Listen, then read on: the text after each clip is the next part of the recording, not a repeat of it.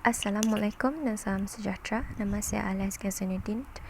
Menerusi video penghayatan mahasiswa terhadap rukun negara, saya akan menerangkan tentang sejarahnya terlebih dahulu, bagaimanakah rukun negara terbentuk dan prinsip-prinsip rukun negara. Manakala rakan saya akan menerangkan tentang kepentingan serta cara-cara menghayati rukun negara.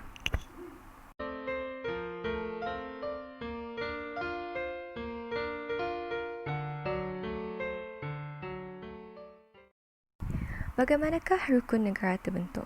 Rukun negara terbentuk setelah terjadi 13 Mei 1969 yang merupakan satu sejarah hitam bagi rakyat Malaysia dan telah dijadikan sebagai satu pengajaran apabila perpaduan dijadikan sebagai prinsip utama untuk mengekalkan kesejahteraan dan keharmonian negara kita.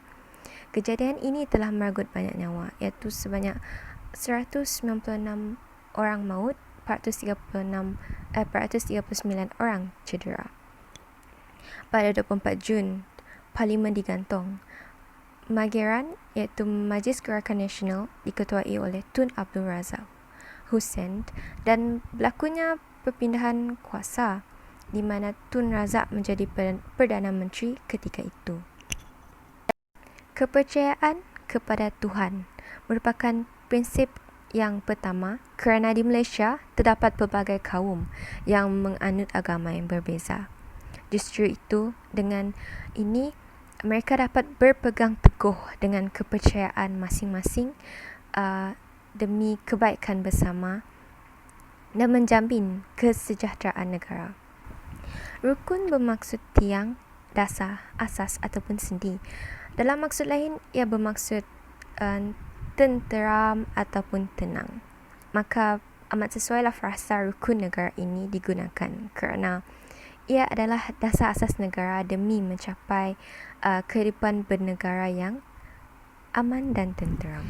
Kepercayaan kepada Tuhan dipilih sebagai prinsip yang pertama dengan mengambil kira perkara 3 dan 11 Perlembagaan Persekutuan. Perkara 3 menetapkan Islam sebagai agama persekutuan, tetapi agama-agama lain boleh menganut agama mereka dengan aman dan harmoni di mana-mana mereka berada dalam persekutuan. Kepercayaan kepada Tuhan dijadikan sebagai prinsip pertama dalam mengambil kira perkara 3 dan 11 Perlembagaan Persekutuan. Perkara 3 iaitu menetapkan Islam adalah agama persekutuan, tetapi agama-agama lain boleh diamalkan secara aman dan harmoni di mana-mana kawasan dalam persekutuan. Perkara 11 menetapkan tiap-tiap orang berhak menganuti dan mengamalkan agama masing-masing.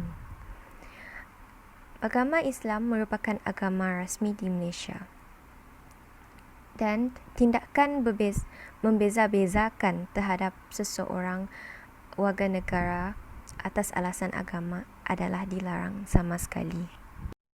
Kesetiaan kepada negara. Malaysia adalah sebuah negara yang mengamalkan pemerintahan beraja yang berperlembagaan. Kesetiaan ialah jiwa bangsa. Kesetiaan daripada hati sanubari kepada raja dan tanah air. Inilah yang menyatukan kita semua daripada pelbagai kaum menjadi satu bangsa yang bersatu padu. Kesetiaan kepada negara-negara lain adalah bertentangan dengan kesetiaan yang tidak berbelah bagi kepada negara ini. Keluhuran perlembagaan. Kewarganegaraan memberikan seseorang itu taraf keanggotaan sebuah negara di mana seseorang warga negara diberikan hak-hak serta keistimewaan tertentu. Perlembagaan juga meletakkan padanya tanggungjawab tertentu terhadap bangsa dan negara. Jadi setiap warga negara wajib menghormati dan menghargai kandungan maksud dan latar sejarah perlembagaan. Seterusnya, kedaulatan undang-undang. Keadilan diasaskan atas kedaulatan undang-undang. Jadi setiap rakyat harafnya sama di sisi undang-undang. Kebebasan asasi terjamin bagi semua warga negara, seperti kebebasan seseorang dari sudut perlindungan sama di sisi undang-undang, kebebasan beragama, kebebasan memiliki harta benda dan sebagainya. Hak-hak ini boleh digunakan tetapi ada batasnya, asalkan tidak melanggar sekatan undang-undang yang sedia ada. Jadi hak-hak dan kebebasan yang dijamin oleh perlembagaan itu tidaklah termaksud hak menggulingkan kerajaan, sama ada dengan kekerasan ataupun dengan cara yang tidak menurut perlembagaan. Yang terakhir ialah kesopanan dan kesusilaan. Jadi setiap orang hendaklah menguruskan hal mereka masing-masing dengan cara yang tidak melanggar tata susila. Jadi tata susila ini membenci tingkah laku ataupun perbuatan yang angkuh atau perbuatan yang mampu menyinggung perasaan sesuatu golongan tersebut. Jadi seseorang warga negara tidak boleh menyoal kesetiaan seseorang warga negara yang lain atas alasan bahawa ianya berasal dari keturunan tertentu. Jadi, tingkah laku sopan juga mengandungi satu darjah tata susila yang tinggi dalam kedua-dua kehidupan persendirian dan juga kehidupan awam kita. Assalamualaikum, saya Ana Zufira binti Fasri dan hari ini saya akan bercakap mengenai kepentingan menghayati rukun negara dan cara-cara kita menghayati rukun negara.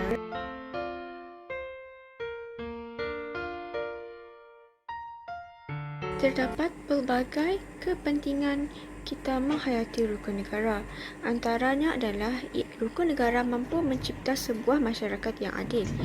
Semua anggota masyarakat mempunyai pelbagai peluang yang sama untuk menikmati kekayaan negara kita.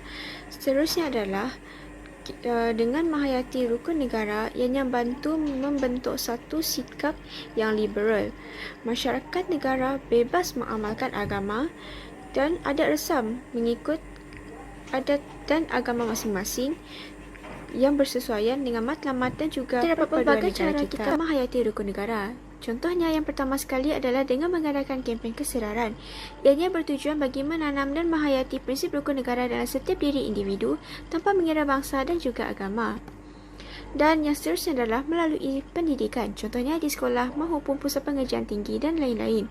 Contohnya di sekolah, ianya boleh dilakukan melalui penerapan dalam prinsip rukun, melalui penerapan dalam subjek seperti pendidikan sivik dan kewarganegaraan maupun subjek pendidikan moral. Hal ini yang demikian kerana guru-guru boleh membuat pendedahan kepada murid-murid mengenai rukun negara dan justeru dapat meningkatkan semangat cinta akan negara dan mereka akan lebih menghayati rukun negara. Yang seterusnya adalah peranan ibu bapa.